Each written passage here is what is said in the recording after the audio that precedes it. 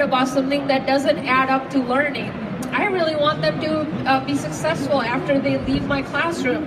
So we have over 100 lesson plans on our site right now that you could use tomorrow in your classroom that span subject areas, grade levels, and standards. We also have an amazing community of educators that are eager to help you get started on your Minecraft journey. Like I said, I didn't come knowing a lot about Minecraft, and I'm learning along with many of you, and I turn to these mentors to learn about, what's the effective way to use this in the classroom. So I want to introduce one of my colleagues and one of my friends, Steven, who's going to come up here and do a demo for us. The exciting thing is this year at BED, we're announcing our Global Mentor Program, which consists of 60 educators from 19 different countries.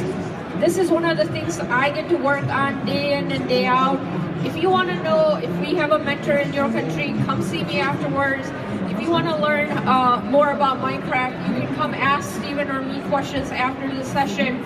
Steven's going to walk you through a demo of classroom application of Minecraft.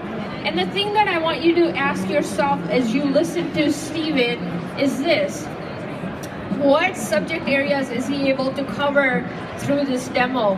How many different levels of students is he able to reach through this demo? These are the things that I want you to really, if you're skeptical, that's fine.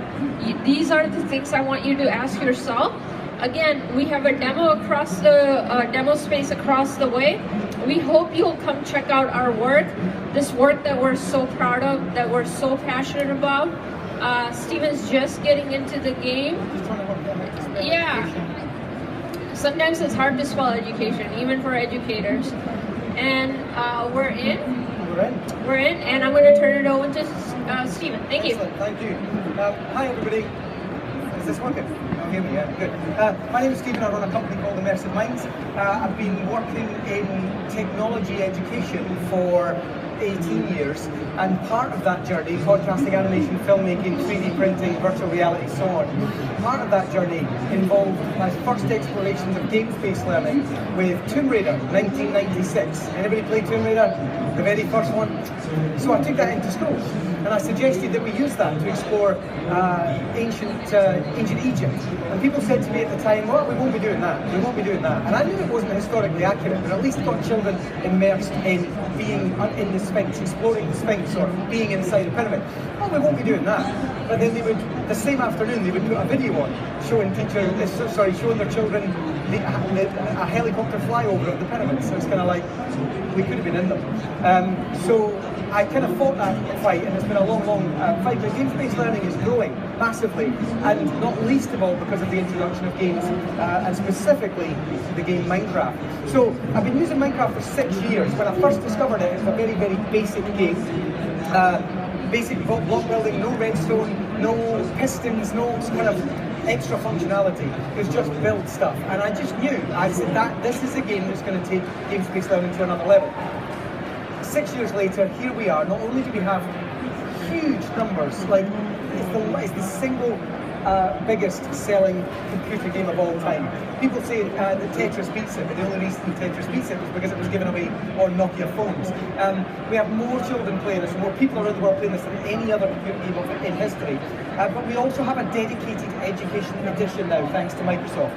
So what I'd like to do is just show you some of the basic functions through some really basic lessons. So let's just take this lesson here, for example, the colour wheel.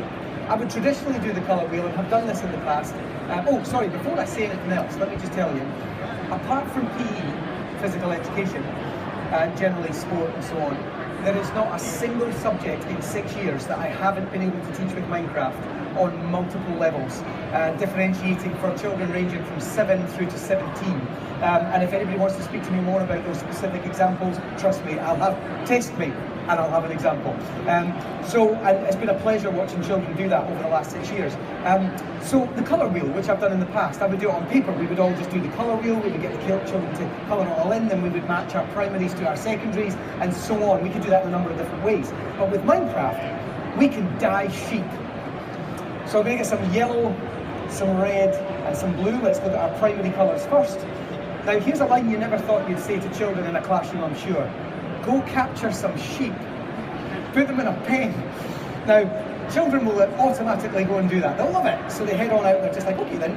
So I get myself this yellow, and I'll dye that sheep yellow, I'll dye that one red, and I'll dye that one blue. Now, there are two ways of moving to the secondary colour sphere.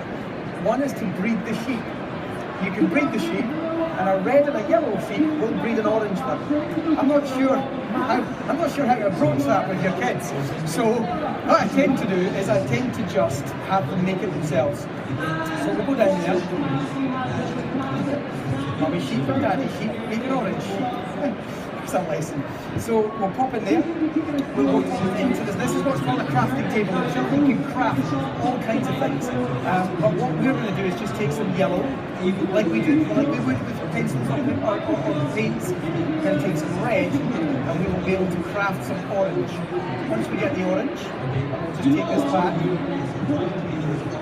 We can then take our orange dye and make the next sheep orange. We can also do green, we can then go on to cyan, purple, and so on. And there's all sorts of things. You can then mix tertiary colours, so you will get a brown sheep if you mix two secondaries. So if you want to do something real simple like that, why not do it through this and engage your kids on a platform they already love, and a subject that's actually really engaging for them. In this case, maths. There's lots of ways of doing maths. We have whole worlds dedicated to symmetry, tessellation, grid referencing, and 2D and 3D shapes. We have Count Castle, where the children have to break into the castle by doing maths to get around until eventually we get to the top tower. All sorts of things. But in this case, we've used the record rec system, using the beads.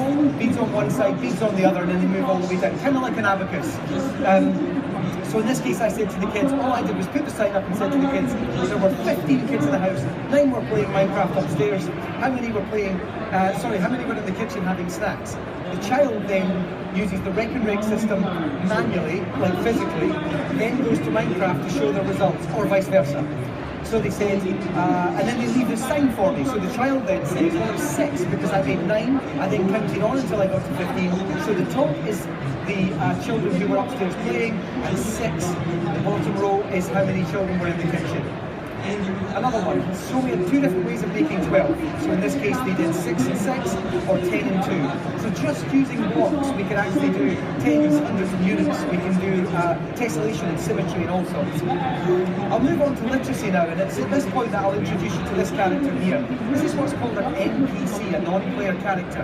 And as a teacher, we can add those as one of the new functions and exclusive functions to Minecraft Education Edition. If I click on this guy as a teacher, I can add the name of that person. In this case, we called it writing prompts, but it could be Dave.